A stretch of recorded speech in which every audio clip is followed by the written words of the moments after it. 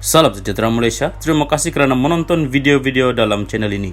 Sebelum kita mula, jangan lupa untuk tekan tombol subscribe, share, like dan komen. Let's go! Salam sejahtera dan selamat tengah hari. Salam perpaduan kepada seluruh rakyat Malaysia. Berita terkini daripada Malaysia kini bertajuk PAU, UMNO tak jemput PKR, DAP bukan sebab tak kawan Ahmad Mazlan. Berita penuh. Setiausaha Agung UMNO Ahmad Mazlan memaklumkan parti itu tidak bercadang untuk menjemput wakil daripada PKR dan DAP menghadiri Perhimpunan Agung UMNO PAU yang dijadualkan Rabu depan. Dia berkata pucuk pimpinan parti juga tidak menjemput perwakilan duta asing seperti mana yang dilakukan dalam PAU sebelum ini. Kami buat keputusan bahawa PAU kali ini adalah hanya antara parti-parti Barisan Nasional BN. Kami ingin menyelesaikan perkara-perkara yang berkait dengan keputusan dalaman UMNO dan BN. Oleh itu, bukan hanya parti-parti lain kita tidak jemput, tetapi duta-duta asing pun kita tidak jemput. Tahun sudah kita jemput. Tahun ini kita tidak jemput, maka setekat ini itulah keputusan. Kecuali berubah sehari dua lagi, katanya. Ahmad berkata demikian ketika diminta mengulas mengenai kemungkinan menjemput wakil PKR dan DAP. Berikutan mereka kini berada dalam Kabinet Kerajaan Perpaduan.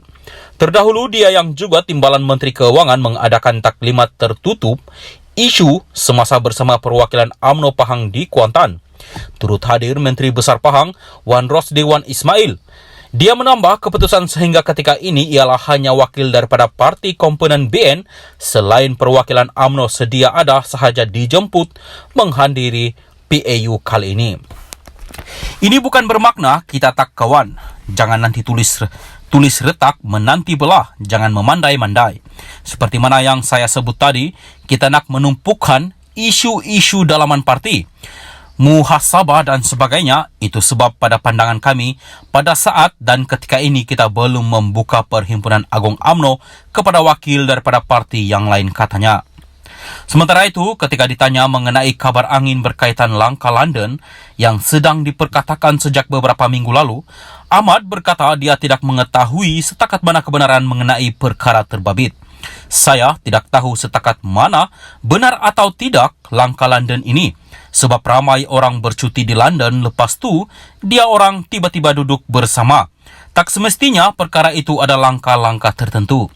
Langkah London ini spekulasi. Saya tidak ada rekod bahawa ada pihak-pihak tertentu yang betul membuat mesyuarat, sebab kalau mereka nak mesyuarat, mereka boleh mesyuarat di mana-mana. Apa hal jauh sangat.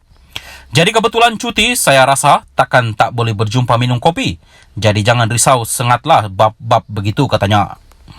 Mengulas mengenai pergolakan politik di Sabah pula, dia berkata perkara itu akan diuruskan kemudian kerana situasi yang berlaku di negeri berkenaan sentiasa berubah hampir setiap jam. Sabah ini kita tunggu dan lihat. Perubahannya itu setiap jam berlaku.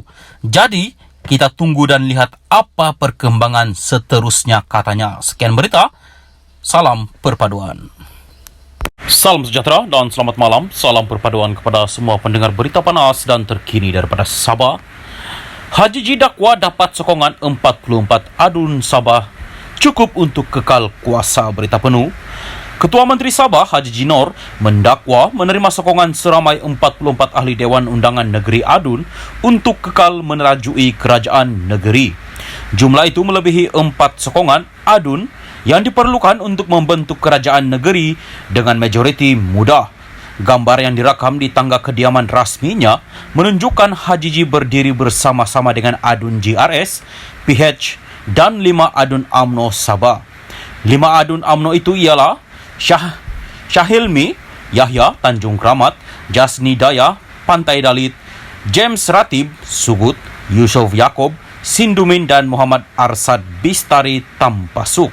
Kelima-lima mereka semalam membantah keputusan BN Sabah menarik balik sokongan terhadap Haji G. Haji G dipetik Sinar Harian memaklumkan akuan bersumpah untuk menyokongnya telah dihantar kepada Yang di-Pertua Negeri Sabah Johari Mahirudin semalam. Kita mempunyai sokongan majoriti seramai 44 adun di Dewan Undangan Negeri DUN.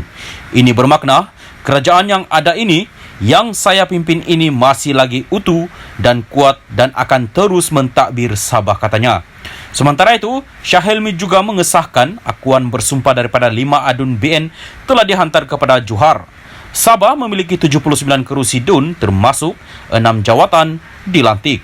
Episod politik di Sabah bermula pada Khamis lalu apabila Warisan yang mempunyai 19 kerusi merancang mengadakan sidang akbar yang kemudiannya dibatalkan di tengah-tengah spekulasi akan berlaku rampasan kuasa terhadap Haji G.